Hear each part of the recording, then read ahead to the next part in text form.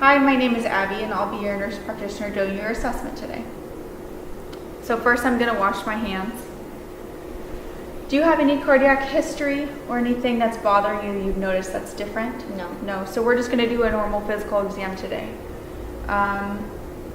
So first I would do an inspection. I would assess the front of her chest, and her back. And then I'll also look at both sides and I'll have you raise your arms up. So there's no abnormalities noticed and it's symmetrical on both sides. So then I will listen to her heart sounds on her precordium. Both S1 and S2 should be heard at each point, and I'll start at the aortic. So aortic is the second intercostal space on the right sternal border, and S1 and S2 are heard. This is the pulmonic. It's the second intercostal space on the left side, left sternal border, and S1 and S2 are heard. Now usually I would be listening for 10 seconds at each point to make sure that I can hear S1 and S2 with no extra sounds. This is the second pulmonic area. It's the third intercostal space on the left sternal border. S1 and S2 are heard. And then the tricuspid is the fourth intercostal space on the left sternal border, and the mitral, which is the fifth intercostal space mid-clavicular line. So I will have you inhale, and then I can hear S2, and exhale and hold, and you can hear S1. And there's no splitting of any sounds, and there's no extra sounds. So then I would listen to the same areas with the bellow of the stethoscope. So the aortic, the pulmonic, the second pulmonic, the tricuspid, and the mitral. All for 10 seconds each.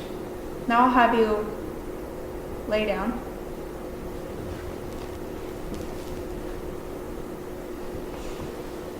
Now I'll listen to each area of the heart sounds with the diaphragm and the bell again with the patient laying.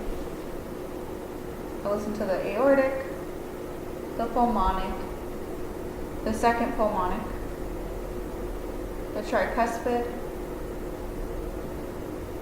and the mitral. All for 10 seconds, and then I would use the bellow of the stethoscope, the same areas.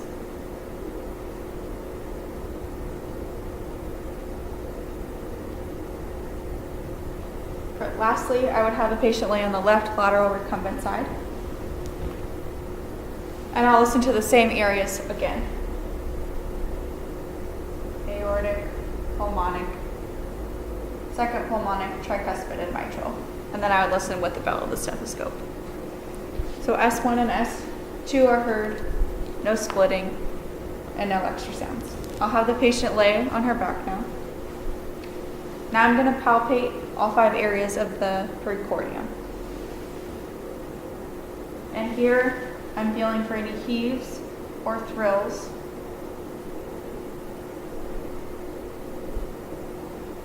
And then I'm also going to palpate the PMI. And there's no heaves or thrills felt throughout. So then I will feel for her pulses to make sure that each one is symmetrical and a regular rate, regular rhythm. And usually I would feel for each pulse for at least 30 seconds to ensure that they are symmetrical and a regular rate and rhythm. So this is her radial pulse. Her femoral pulse.